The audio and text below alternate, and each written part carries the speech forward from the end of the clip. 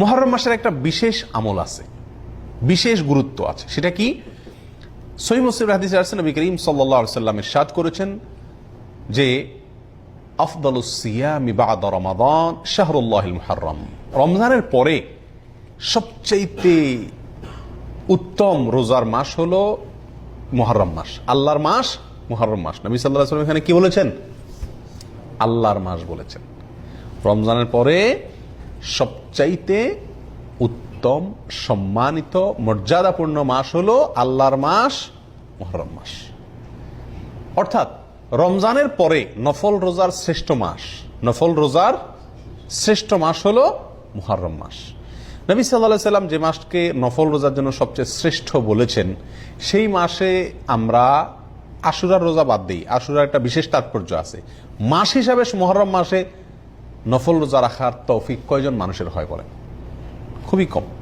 অন্তত এক দুইটা রোজাও যদি আপনি সারা মাসে রাখেন এই নিয়তে যে নবী সাল্লাল্লাহু আলাইহি ওয়াসাল্লাম এই মাসে বেশি নফল রোজা রাখতে বলেছেন, আমি সেটার উপর আমল করার জন্য তো এক দুইটা রোজা রাখলাম, তবুও তো আপনি হাদিসটার উপরে কি করতে পারলেন?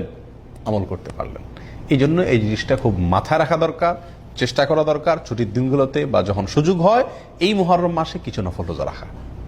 নবী করিম সাল্লাল্লাহু আলাইহি ওয়াসাল্লাম রমজানের পরে এই মাসের নফল রোজাকে শ্রেষ্ঠ বলেছেন। অবশ্য আমাদের আয়েশা বর্ণিত অন্য হাদিসে আসছে নবী সাল্লাল্লাহু আলাইহি ওয়াসাল্লাম রমজানের পরে সবচেয়ে বেশি রোজা রাখছেন শাবানে। তো উলামা ইকরাম বলেন, এই মাসে যদি রোজা রাখা সবচেয়ে শ্রেষ্ঠ হয় তাহলে শাবানে তিনি বেশি কেন রাখলেন? এর উত্তর হলো যে এই মাসের শ্রেষ্ঠত্ব এবং এই মাসে রোজা রাখা যে উত্তম, এই কথা আল্লাহর পক্ষ থেকে যখন ওহী আসছে তার আগেই, তারপরে নবী সাল্লাল্লাহু আলাইহি ওয়াসাল্লাম আর এই মাসে রোজা রাখার সুযোগ পান নাই। এটা শেষ মুহূর্তে আসছে জীবনে, তার আগে তিনি ইন্তেকাল করেছেন। তারপরে তার মানে শাবান হলো তৃতীয় শ্রেষ্ঠ নফল রোজার জন্য। রমজান ফার্স্ট, সেকেন্ড হলো মুহররম, এরপরে 3 নম্বর অবস্থান হলো কোন মাসের? শাবান মাসের। তো শাবান মাসে নবী সাল্লাল্লাহু আলাইহি ওয়াসাল্লাম বেশি বেশি নফল রোজা রাখছেন, কারণ তিনি সেটা আমলের সুযোগ পাইছেন। আর মুহররমেরটা তিনি বলছেন কিন্তু নিজে করার সুযোগ পান নাই, তার আগে ইন্তেকাল করেছেন। তাহলে আমরা তার এই নির্দেশনা অনুযায়ী মুহররম মাসে বেশি বেশি নফল রোজা রাখার চেষ্টা করবো ইনশাআল্লাহ। ঠিক আছে তো ভাই?